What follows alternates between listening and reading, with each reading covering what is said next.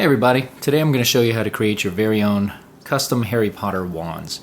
As you can see here, I've been working on a bunch of different wands for an upcoming birthday party, and I really like the handmade look of these wands, and it's actually much easier to achieve than you may think. This one's a kind of cool one too here. The basic ingredients you're going to need to do this are, of course, paints to paint them. Little kind of funny little attachments like glass beads. Chopsticks. I ordered 13-inch long chopsticks, so they're a little longer than the ones you're going to find in a restaurant. Those are about 8 to 9 inches. These are cooking chopsticks. You can find them on Amazon. And then hot glue, which is surprisingly cool at doing a project like this. So I'm going to show you real quick the basic process for starting one of these things off, and then we'll just take a closer look at some of these designs as you get into painting them. Alright, so hot glue, you're going to want to do liberal amounts of this stuff to kind of get things started. First I'm going to attach a jewel to this one. There we go. Let that kind of set for a second. And then I'm going to hot glue all around here. And then let that hot glue kind of make its way down the wand. You're trying to get natural looking things to happen here. So kind of the messier, the better in a lot of ways. The more perfect it is, the less it looks like it came from kind of a natural source. And I'm going to add just a little bit more hot glue here. Big dabs there. And let it kind of make its way down.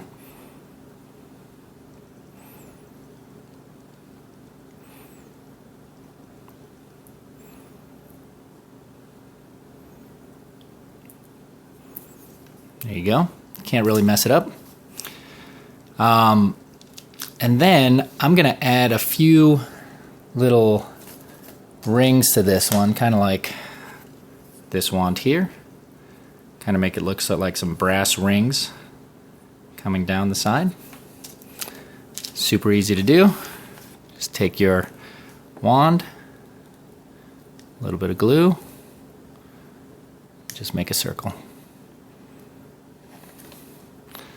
And let it kind of spin as it's drying, because you don't want to have it run too much in one direction or another. It doesn't take very long for it to dry, of course, it's hot glue. Do another one.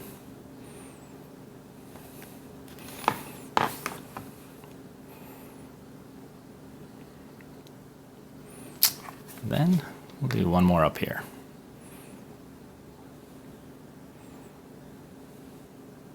And then just experiment with different techniques. I mean, I find that the simpler, the better sometimes when you do this. If you create a wand that has too many things going on in it, like for example, this is one of the first ones I created. It's got like rocks from the garden as the handle and a hilt. It's got kind of a vine growing up the side of it. It looks pretty neat, but when you really, start designing more of them, something really simple like this one. This is just a chopstick with a stick end that I found and I hot glued onto it. I think that one looks like something you actually would find in the world of Harry Potter. This one's just got a little too much stuff going on for that. Okay, so that's the basic technique on something like that. You can also take your hot glue and create molds of things. Like put a big dab of it there, and there. Spin it around and then take a wet chopstick, something so the glue doesn't stick on it, but actually create these different shapes inside of there. And that is based on one of the wands called the Elder Wand.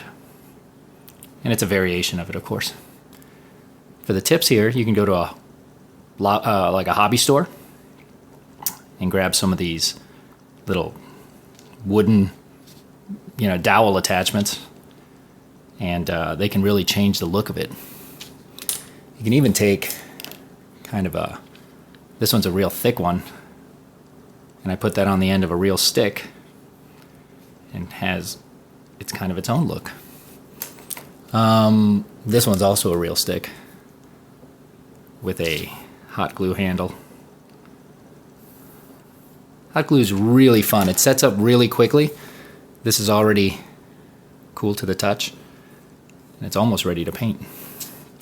Let's try another technique real quick. I'm going to show you how to do kind of a handle, and for this I'm going to need a little extra hot glue because we're going to go through a lot of it.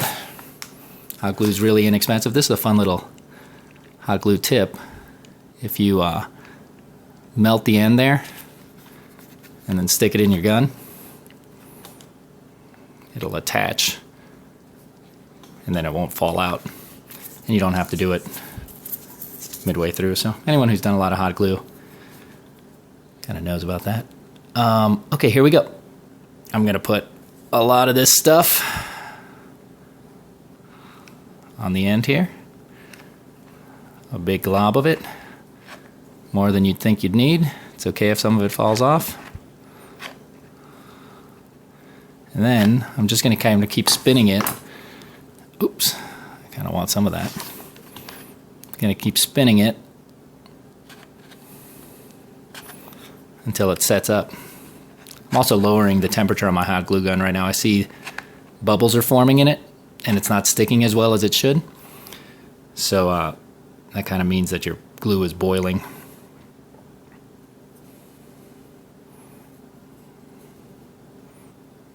All right. I'm going to put another big glob of it here and keep spinning it so both ends are kind of spinning. Then in a minute, I'm gonna let it kind of draw down. This is kind of our handle, and I'm just gonna kind of spin it and let it fall that way with more glue to support it. And it's just gonna kind of create a smooth handle all the way down to the other part that we've already created there.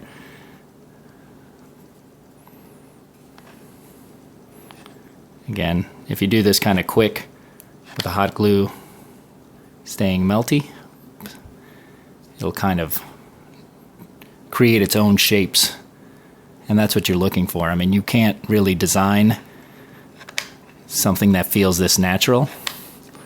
You just have to kind of let the glue do what it wants to do,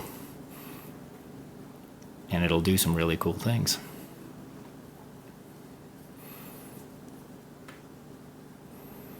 Okay, so that's starting to set up there.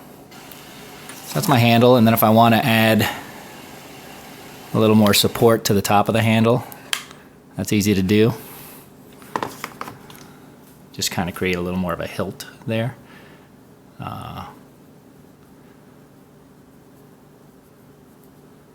So that creates a very basic wand. I mean, if you think about Harry Potter's wand in the films, it's a very simple looking wand. It doesn't have a lot going on with it. And this kind of, if you were to paint this all black, it would kind of have that look. I mean, this is one. This is a hilt that I did in a previous wand. And it looks kind of cool. And it very much looks like it came out of the world of Harry Potter. Very simple, brass and black.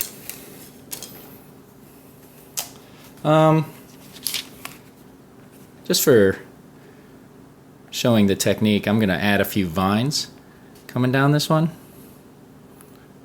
And the vines, you just kind of let the glue go while you're spinning the wand. This is super easy. But I find the trick to this is to not put too much too far up the handle or too far up the wand. What you want, a good balance is half or more of the wand to actually be the wand part, the kind of smooth part. It tends to look a little more magical that way. Again, this is one of my earlier ones. It goes all the way up the side, and that's kind of cool, but it doesn't quite look like a wand versus, you know, something like this that kind of goes up part of the way and looks pretty magical, but then smooths out into a wand that you would imagine would have some sort of function. Those are those guys. We'll let that sit a little bit and dry. This one's just a nice stick that I found on a walk, and I just kind of shaved off part of the chopstick and attached it there. And then I let the hot glue run down this way, and then turned it the other way and put some more and let it run the other way. And that kind of created a cool look and texture and pattern to that. Let's do one more. This one more, just going to kind of do it onto a stick. So, I'm kind of excited to see how this one looks. For this one, I'm going to do a real viney handle coming down it, so I'm going to kind of do a big glob of glue starting there, and then just stripes coming down. This might be a little hard to see because it's kind of a dark stick, but all I'm doing is going straight down. When you paint this all up, it's going to look really consistent. For painting wise, what I would do is I like to give everything like a black base coat and let that dry, and then paint colors over top.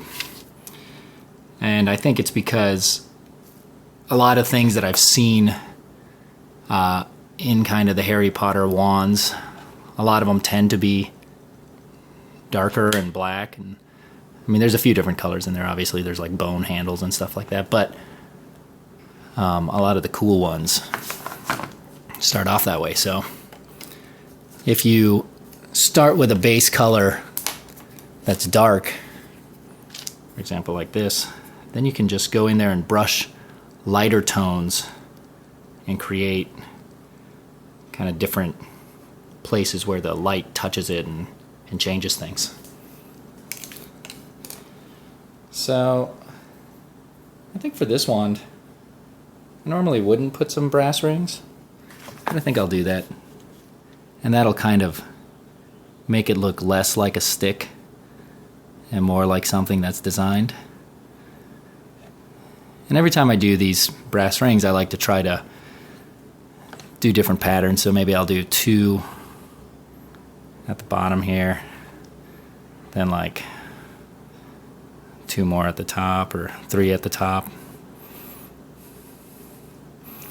The brass rings are pretty easy to do. I mean, you can kind of paint them any way you like, but then I go through, and I'm actually terrible with a small brush, so I go through with a Sharpie,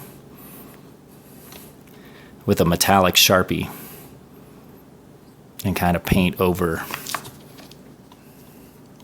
that. It's kind of cool. I'm going to do one more up here just for fun. Oops, it's kind of hard to hold on to this stick where I am.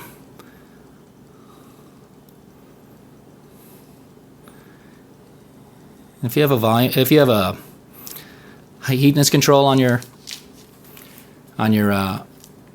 hot glue gun, it's a good thing to use it. I mean, after you're using it for a long time at that highest level, your glue will bubble. It'll stop to stick to the material, and it could come off and drip and burn you pretty badly. So that's that thing. That's kind of ready for painting. So again, that's just a couple of different techniques for your wands. You know, there's, for example, in this one, my daughter helped me paint this. Glitter up here.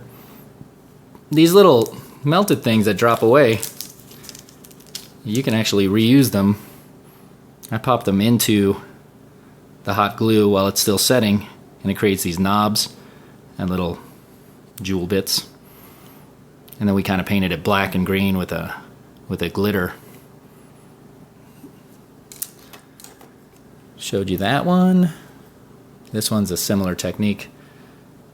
This is a slightly different look. They really do come to life once you start painting them. They start to look really consistent and pretty beautiful. And really, no one will believe that you did this yourself, because they really are impressive looking. All right, well, that's that. Enjoy. Have fun making them. Bye-bye.